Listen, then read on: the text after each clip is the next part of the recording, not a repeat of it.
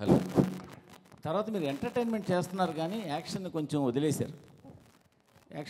నాకు ఈ సినిమా చూస్తుంటే మళ్ళీ రాజా ది గ్రేట్ లాగా అటు ఫ్యామిలీ, ఇటు యాక్షన్, అటు వెంకీ గారికి కావాల్సిన ఇంటింట్లో ప్రియరలు, ఆ బ్లెండ్ ఇవన్నీ కలిపి మీరు కథ అల్లినట్టు కనిపిస్తుంది. బేసిక్గా సీఎం ఉన్నారు, పార్టీ ప్రెసిడెంట్ ఉన్నారు, సిఇఓ ఉన్నారు, సో అక్కడ గ్యాంగ్స్టర్లు ఉన్నారు. సో ఒక క్లైమాక్స్లో ఏదైనా ఒక కిడ్నాప్ డ్రామా లాంటిది ఏదో మిక్స్ చేసి ఉంటారని అనుకుంటున్నాను. సో ఎక్స్ కాపుకి పిలుపు రావడం, ఎక్స్ కాపు వెళ్ళి సేవియర్ లాగా ఆ స్టేట్ గవర్నమెంట్ ప్రాబ్లమ్ని సాల్వ్ చేయడం, ఈ సాల్వ్లో ఇద్దరు హీరోయిన్లు ఆయన పక్కన ఉండి ఎంటర్టైన్మెంట్ చేయడం, ఇదని నేను అనుకుంటున్నాను.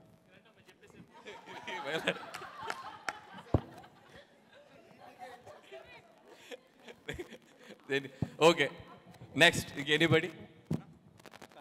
అనిల్ గారు, అంటే ఈ క్రియేటివ్ ప్రాసెస్ అంతా యూజువల్గా మీది. మా క్రియేటివిటీ ఎలా ఉంటుందంటే ఒక్క 10-15 నిమిషాలు టైం ఇస్తా, పక్కకి వెళ్ళి మీకు కావాల్సిన వాళ్ళు ఒకళ్ళిద్దరికి ఫోన్లు చేసుకుంటే కథ అంతా వచ్చేస్తుంది. అందుకే మీకు ఆ టైం ఇవ్వకుండా మా ఎదురు కూర్చోబెట్టుకున్నాం.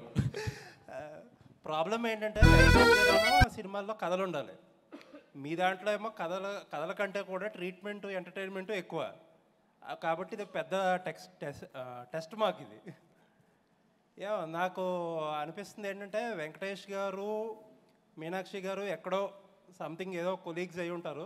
వీళ్ళిద్దరు మ్యారేజ్లో ఆ అమ్మాయి, వీళ్ళిద్దరు హ్యాపీ మ్యారేజ్లోనో ఎందులోనో ఉంటుండగా ఆ అమ్మాయి ఈయన అక్కడ ఫ్లాష్ బ్యాక్లో వదిలేసిన ఒక ప్రాబ్లమ్ను తీసుకొచ్చి వీళ్ళ ఇద్దరి మధ్యలోకి వచ్చి కూర్చుంటుంది అనుకుంటున్నాను నేను.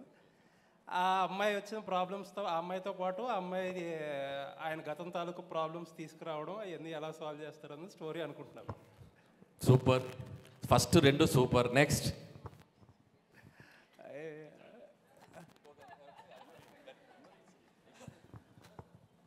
మీనాక్షిని బిఫోర్ ఎంట్రీ అమ్మాయిని ఏదో సిచ్యువేషన్లో సేవ్ చేసి ఉంటారు కాపుగా ఉన్నప్పుడు. తర్వాతకి ఈయనకేదో ఒక డెఫిషియన్స్ ఏదో వచ్చి ఏదో ప్రాబ్లమ్స్లో ఉండుంటారు. అప్పటికి ఈ అమ్మాయికి వీళ్ళ ఆ సిఇఓ వీళ్ళకి ఏదో ఇష్యూ ఉండి ఉంటుంది. ఆ ఇష్యూని సాల్వ్ చేయడానికి ఈ అమ్మాయి హెల్ప్ చేసి ఉంటుంది. ఓ వండర్ఫుల్. Next anybody? సార్ ఇక్కడ సార్ సాఫ్ట్వేర్ యజమాని ఎవరైతే ఉన్నారో, ఓకే, సో తను మర్డర్కి గురవుతాడు అనుకుంటున్నాను. దాన్ని సాల్వ్ చేయడానికి ఎక్స్ కాపుగా ఉన్నటువంటి గర్ల్ ఫ్రెండ్ సహాయంతో, ఇప్పుడు ఎవరైతే ఐపీఎస్ ఉన్నారో మీనాక్షి గారి సహాయంతో ఎక్స్ కాపుగా ఉన్న అతను తన వైఫ్ ద్వారా ఈ కేసుని అంతా ఛేదిస్తాడు. దానికి అక్కడ ఉన్నటువంటి సీఎం కావచ్చు, వాళ్ళ ఏవైతే పార్టీ ప్రెసిడెంట్, ఎక్స్ సాఫ్ట్వేర్ దానికి లింక్ ఉంటుంది. దానికి సీఎం ఏ విధంగా సహాయపడతాడు, ఆ మధ్యలో జరిగిన డ్రామా ఏంటి, వాళ్ళ ఫ్యామిలీ ఆ మర్డర్ని ఏ విధంగా చేంజ్ చేస్తుంది, ఏ విధంగా ఆ కేసును సాల్వ్ చేస్తుంది అనేది గెస్సింగ్ సార్. అంటే నిజంగా చాలా ఇంట్రెస్టింగ్ ఉంది. అంటే ఒక ప్లాట్ పాయింట్కి ఎన్ని పాయింట్ ఆఫ్ వ్యూస్ ఉన్నాయో తెలుస్తుంది సార్. అది కాదు సార్, ఇది సినిమా షూటింగ్ మొదలెట్టే ముందు పెట్టుంటే 4-5 కథలు తిద్దరు, సీక్వెల్ తిద్దరు. ఇప్పుడు పర్లేదు, ఇప్పుడు నోట్ చేసుకుంటాం. బాగా చెప్తే అనిల్ గారు, ఊర్లో అమ్మ ఫోన్ చేసి, ఎరా దీపావళికి వస్తున్నావా, ఉగాదికి వస్తున్నావా అంటే, లేదమ్మా మేము సంక్రాంతికి వస్తున్నాం అని చెప్పుంటారు. అంతే కదా స్టోరీయా? ఓకే, ఇంతకు మించి స్టోరీ సార్. అది కాదు సార్, ఒక పోస్టర్ పెట్టి కథ చెప్పమంటే కాదు. పోస్టర్ అండి, మీకు అన్ని క్యారెక్టర్స్ ఉన్నాయి, ఒక కథలో ఉన్న పాత్రలన్నీ ఉన్నాయి. ఇప్పుడు మూర్తి గారు చెప్పారు, సార్ చెప్పారు, అండ్ ఆయన చెప్పారు, లక్ష్మీనారాయణ గారు చెప్పారు. వాళ్ళు నేను ఎంతవరకు చెప్పారనేది లాస్ట్లో చెప్తా. But they tried very well. అది వెరీ వెల్. అది సరే, ఇప్పుడు సంక్రాంతికి వస్తున్నారు కాబట్టి ఈ టైటిల్ పెట్టారు. ఒకవేళ సంక్రాంతికి రాకపోతే X3 అని పెట్టేవారా? లేదండి, X3 ఓ ఎక్స్గా అంటే ఈ సినిమా కథలోనే అది భాగం. అదేంటనేది మీరు సినిమా చూసాక అర్థం అవుతుంది, ఎందుకు పర్టికులర్గా సంక్రాంతికి వస్తున్నాం అని చెప్పడం. There is a reason for that. ఏదో రిలీజ్ గురించో ఫెస్టివల్ దీని గురించో, కాబట్టి there is a reason for that. Anil garu, ఇక్కడ నేను కథ గిద ఏం ఊహించను, కానీ నేను ఒకటి అడుగుతా మిమ్మల్ని. సార్ మేము అడిగింది ఒకటి చెప్పి మీరు అడగండి సార్. అదే చెప్తా, మేము అడిగిన దానికన్నా ఏదో ఒకటి చెప్పి అడగండి. భగవంత్ కేసరిలో జైలర్ చచ్చిపోతే ఎస్ఐ చచ్చిపోయినట్టు బ్రేకింగ్ వేసిన అనిల్ రావుపూడి ఈ సినిమాలో పక్కన ఐపీఎస్ ఆఫీసర్ని పెట్టుకొని అట్లాంటి తప్పులు చేయకుండా ఈ సినిమా తీస్తున్నారా?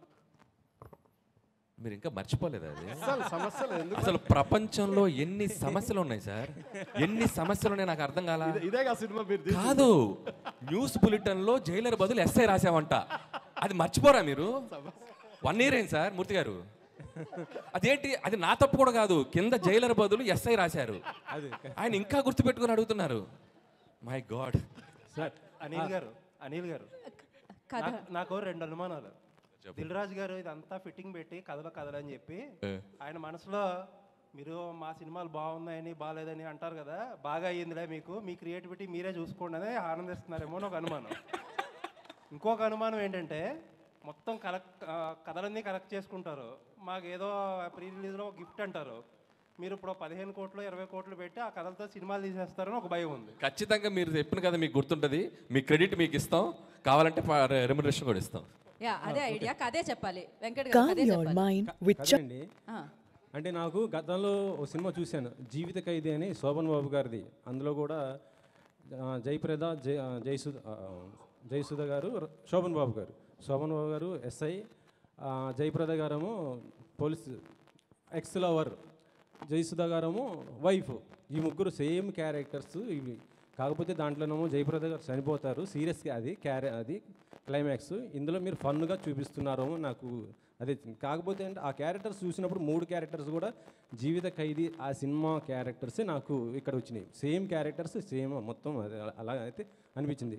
ఫన్ను సీరియస్ అది. మీరు కథ చెప్పలేదు, నాకు ఆ క్యారెక్టర్స్ నాకు క్యారెక్టర్స్ చెప్పారు. Okay okay, done. Okay, next next Lakshmi గారు కథ చెప్తున్నారు అంతే, క్వశ్చన్స్ కాదు. అందుకేగా మిమ్మల్ని అడుగుతున్నాం. అడగండి, చెప్పండి. సారీ ఇక్కడ అనిల్ గారు ఒక్క నిమిషం. సో సీఎం మనవడు అనుకుంటా అబ్బాయి, ఐశ్వర్య రాజేష్ సీఎం కూతురు. ఆ ఒడిశా వాళ్ళు వచ్చి కిడ్నాప్ చేస్తారు. ఎవరిని? సీఎం మనవండి ఐశ్వర్య బుల్రాజ్ గారిని కిడ్నాప్ చేస్తే ఆ టైంలో అంటే సీఎం జాబ్. సో మైక్, ఇంకో మైక్ తీసుకోండి. సో అతను సీఎంగా ఉన్నప్పుడు ఏదో ఇష్యూస్ వచ్చి ఆయన జాబ్ వదిలేస్తాడు, వైఫ్ని కూడా వదిలేస్తాడు. మళ్ళీ కొడుకు కోసం వీళ్ళందరూ కలుస్తారు. అప్పుడు ఆమె ఎంప్లాయీగా ఉన్నారు, కాప్గా ఉన్నారు. సో కొడుకుని కనిపెట్టడానికి వీళ్ళంతా ఒక గేము. అందులో లాస్ట్లో ఆ లేడీస్కి సంబంధించి సమ్ సెన్సిటివ్ పాయింట్ ఇస్తారనిపిస్తుంది. ఎందుకంటే అనిల్ రావుపూడి అంటే 100% ఒక మెసేజ్ ఉంటుంది. అది భగవంత్ కేసరి కావచ్చు, ఇప్పుడు కావచ్చు. ఇది మొత్తం సీఎం పాయింట్ ఆఫ్ వ్యూలో ఉంది. ఇప్పుడు మీరు చెప్పిన దాంట్లో అనిల్కి ఒక కొత్త స్టోరీ దొరికిందండి, సీక్వెల్ దొరికింది. అండ్ ఇంకోటి, ఇందాక మీరు అన్నట్టు దిల్ రాజు గారికి దీంట్లో ఏం ప్రమోయం లేదు మొత్తం. ఇది అనిల్ నిన్న ఫోన్ చేసి సరే ఇలా కొత్తగా చేద్దాం అనుకుంటున్నా నీ కాన్సెప్ట్ చెప్పాడు. సో చాలా బాగుంది చెయ్యని ఇలా అనుకున్నాం అంతే. నాది దీంట్లో ప్రమేయం లేదు. ప్రమేయం అంటే కుదరదు, గెస్ట్ చేసిన వాళ్ళకి గిఫ్ట్లు ఇవ్వాల్సిందే. అనిల్ గారు ఇక్కడ నెక్స్ట్ కదా, అనిల్ గారు నెక్స్ట్ కదా ఓపెన్ చేస్తే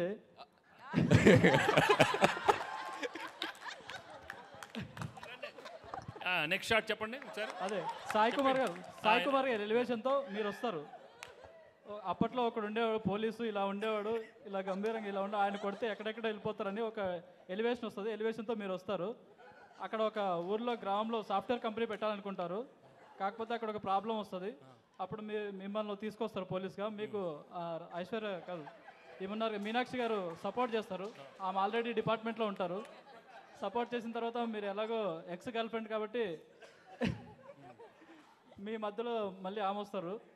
అలా ఫండ్ నడుస్తూ ఉంటుంది. ఆ తర్వాత సీఎం ఏం చేశారు, అలాగే పార్టీ ప్రెసిడెంట్ ఆ ఊరిని కాపాడడానికి, అలాగే అక్కడ ఫ్యాక్టరీ మైక్రోసాఫ్ట్ ఫ్యాక్టరీ రావడానికి ఏం చేశారు అనేది ఒక స్టోరీ అనుకుంటున్నాను.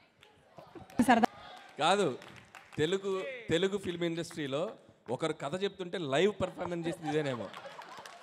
మీరు కథ చెప్తుంటే మీ ముందు పాత్రలు కదులుతున్నాయి.